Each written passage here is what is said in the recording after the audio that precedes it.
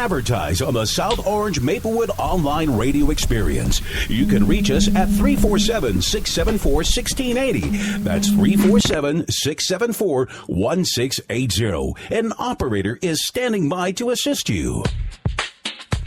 Do you want your kid to run faster with better running form and conditioning for his or her sport? Then Running Development Academy is the place for him or her. Our training packages fix their form and make them run faster. How about training to run a marathon or just run faster in your respective event? Maybe you just want to learn to run properly and lose weight in the process. Our trainers, a former 800 meters track Olympian and an 8 times world record holder in Masters Track and Field, will get you there. Don't delay. Sign up today at runningdevelopmentacademy.com or contact us at 973-868-1444. That's 973-868-1444 to learn more. You're listening to the South Orange Maplewood online radio experience. For more, go to SoMore.org to participate in the discussion. Want to learn piano for kids? Then I recommend Wendy Goldstein School of Piano. Wendy Goldstein has been offering piano lessons since 1993 and teaches piano in a very natural way. An alumni of Manhattan School of Music, Wendy creates customized lesson plans for each student and helps bring music alive. Wendy provides you a convenient location, the best value, and the most fun way to learn piano. All ages are welcome and the first lesson is always free. Have questions? Call Wendy at 201-207-5169. Get into the discussion at 973-327-3626. This is the South Orange Maplewood online radio experience. We want to hear your opinion. You can log on to SoMore.org or give us a call at 973-327-3626. We are back with you. It's Village with Anselm Marjorie. The federal holiday honoring Dr. Martin Luther King. He was born January 15th, 1929. He was assassinated April 4th.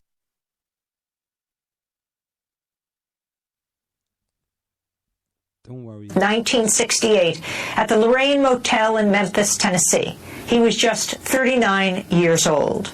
While Dr. King is primarily remembered as a civil rights leader, he also championed the cause of the poor, organizing the Poor People's Campaign to address issues of economic justice. Dr. King was also a fierce critic of U.S. foreign policy and the Vietnam War. In 1964, Dr. King became the youngest recipient of the Nobel Peace Prize. Days before he received that award in Oslo, Norway, Dr. King traveled to London. On December 7th, 1964, Dr. King gave a speech sponsored by the British group Christian Action about the civil rights struggle in the United States, as well as the anti-apartheid movement in South Africa. The speech was recorded by Saul Bernstein, who was working as the European correspondent for Pacifica Radio. Bernstein's recording was recently discovered by Brian DeShazer, director of the Pacifica Radio Archives. This is that address by Dr. Martin Luther King, Jr.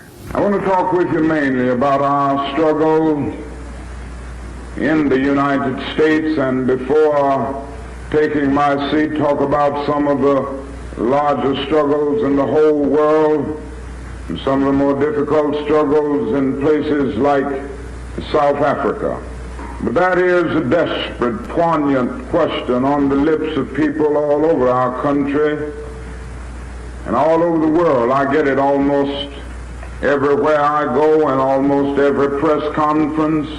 It is a question of whether we are making any real progress in the struggle to make racial justice a reality in the United States of America.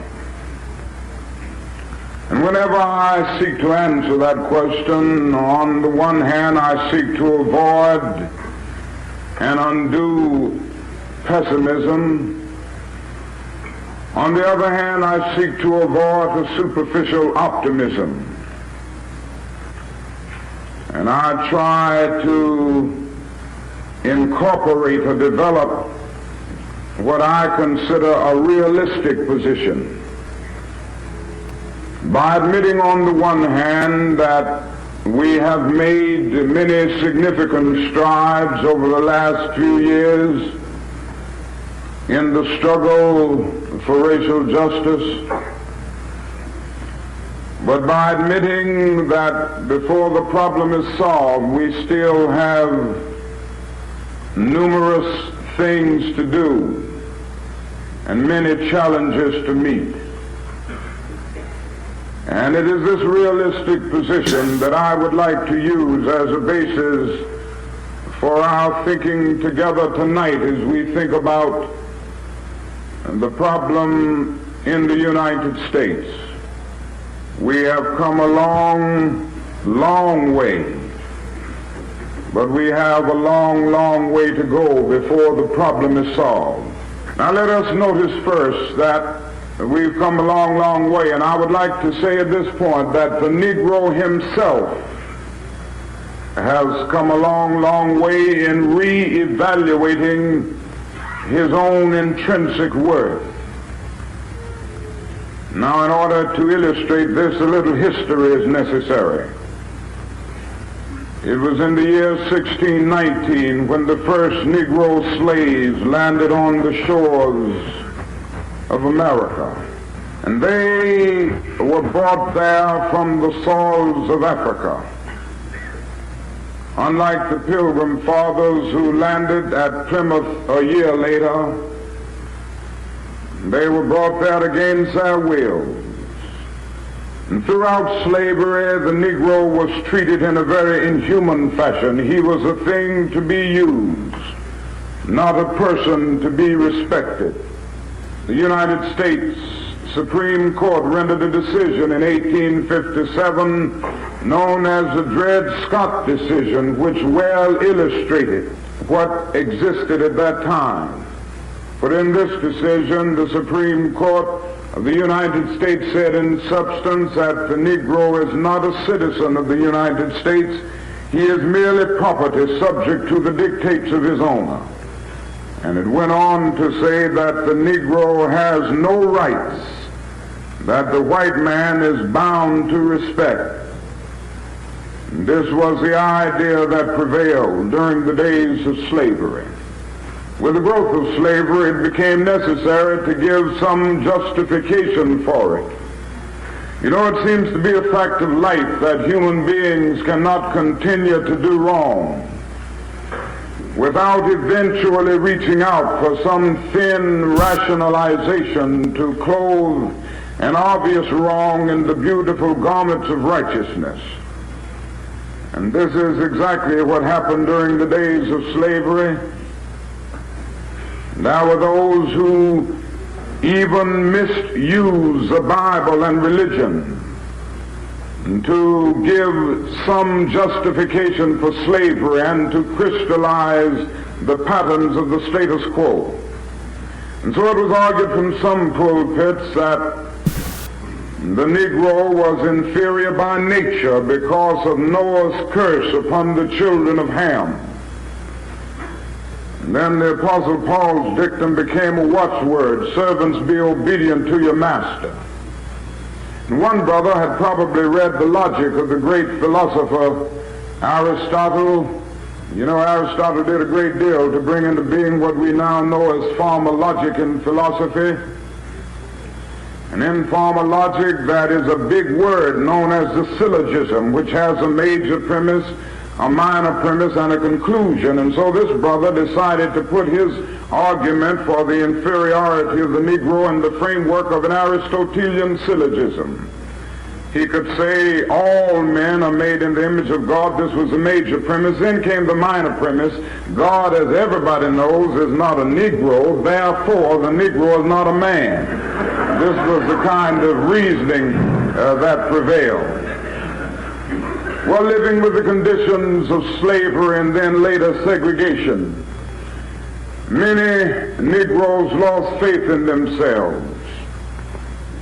Many came to feel that perhaps they were less than human. Many came to feel that they were inferior. This, it seems to me, is the greatest tragedy of slavery the greatest tragedy of segregation, not merely what it does to the individual physically, but what it does to one psychologically. It scars the soul of the segregated as well as the segregator. It gives the segregator a false sense of superiority while leaving the segregated with a false sense of inferiority. And this is exactly what happened. But then something happened to the Negro, and circumstances made it possible and necessary for him to travel more.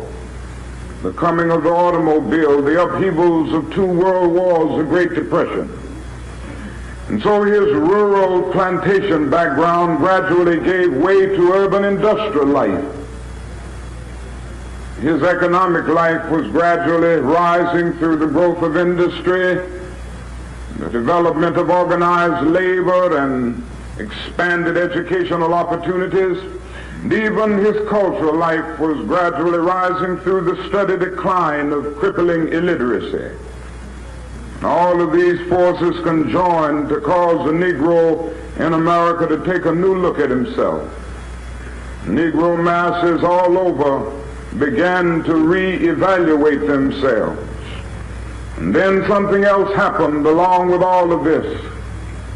The Negro in the United States turned his eyes and his mind to Africa. And he noticed the magnificent drama of independence taking place on the stage of African history. And noticing the developments, and noticing what was happening, and noticing what was being done on the part of his black brothers and sisters in Africa, gave him a new sense of dignity in the United States and a new sense of self-respect. The Negro came to feel that he was somebody. His religion revealed to him that God loves all of his children and that all men are made in his image, and that the basic thing about a man is not his specificity but his fundamentum, not the texture of his hair or the color of his skin, but his eternal dignity and worth. And so the Negro in America could now cry out unconsciously with the eloquent poet, "Fleecy locks and black complexion cannot forfeit nature's claim. Skin may differ, but affection dwells in black and white the same. And were I so tall as to reach the pole or to grasp the ocean at a span, I must be measured by my soul. The mind is the standard of the man." And with this new sense of dignity and this new sense of self-respect, a new Negro came into being with a new determination to suffer, to struggle, to sacrifice, and even to die if necessary in order to be free. And this reveals that we have come a long, long way since 1619. But if we're to be true to the facts, it is necessary to say that not only has the Negro re-evaluated his own intrinsic worth, the whole nation has come a long, long way in extending the frontiers of civil rights. And I'd like to mention just a few things that have happened in our country which reveal this. 50 years ago, or even 25 years ago, a year hardly passed when numerous Negroes were not brutally lynched by some vicious mob. Fortunately, lynchings have about ceased today. If one would go back to the turn of the century, you would find that in the southern part of the United States you had very few Negroes registered to vote. By 1948, that number had leaped to about 750,000. In 1960, it had leaped to 1,200,000. And when we went into the presidential election just a few weeks ago, that number had leaped to more than 2 million. We went into that election with more than 2 million Negroes registered to vote in the South, which meant that we in the civil rights movement, by working hard, have been able to add more than 800,000 new Negroes as registered voters in the last 3 years. This reveals that we've made strides.